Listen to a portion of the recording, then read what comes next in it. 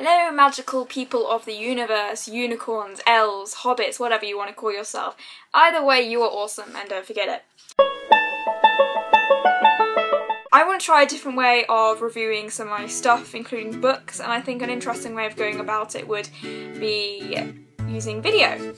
So, hopefully this will go well. You will soon come to realise that I am a very weird person.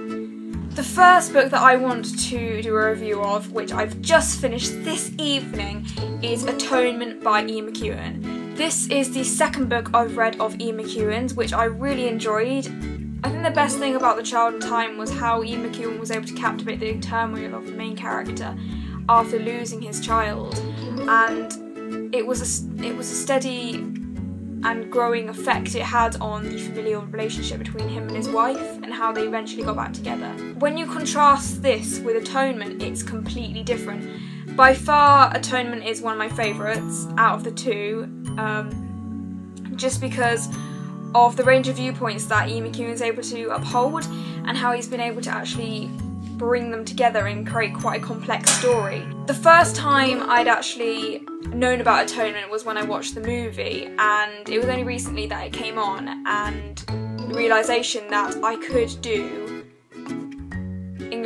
base my English coursework on this book, that I actually began to consider reading it. So I've read it, and the film follows it very, very closely, which is really unusual.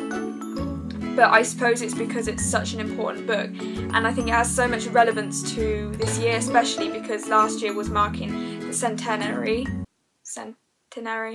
It's all about the war and the debilitating effects of it, so such as maybe shell shock, which is implied through some of the words that I used. It's not necessarily referred to. Ian McEwan is really good at writing using the semantic field of military, because he's actually able to uphold the realism and verisimilitude of the actual novel by using this language, and by developing characters through this way it really brings it to life. I think in his portrayal of the hospital wards, it's very horrifying, but it's also hauntingly memorable, and I think that's what makes it so successful as a book. I think that's what's really good about him as a writer, because he was actually able to shock the reader through his short declarative sentences.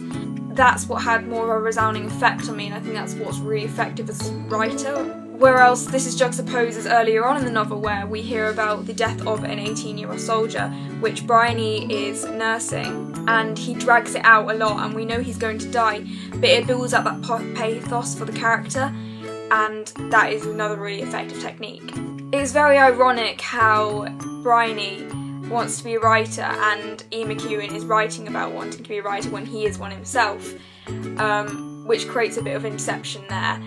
And as he writes about the skills and the different things that need improving constantly in her own work, it's almost as a reflection of how he needed so many improvements in his own work.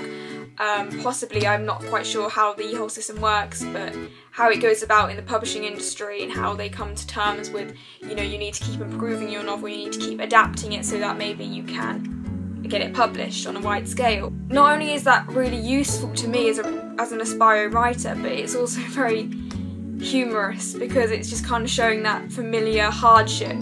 Ian McEwan is using Bryony as a mouthpiece for perhaps his values. This book has deep morals also. It also gives you deeper messages about what's more important and what's not, and it gives you ideas about the hardships of life and what it is to grow up.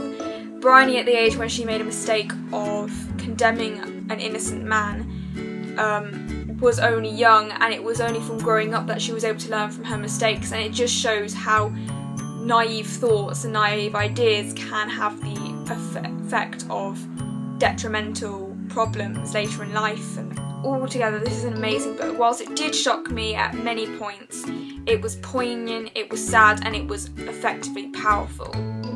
I hope that anyone who sees it around in Waterstones, or they see it online, that they pick up the copy or they just buy a copy, because it is well worth reading and you wouldn't regret it. There are very touchy subjects in it, so if you are a person that can't stand or stomach kind of the atrocities of war, it would prove difficult for you. I think it's important for me to know about certain things that's happened in the past, about how we can improve them and how we can actually prove them, and how we can actually learn from the mistakes. And I think that's what we can learn from Ian McEwan's novel.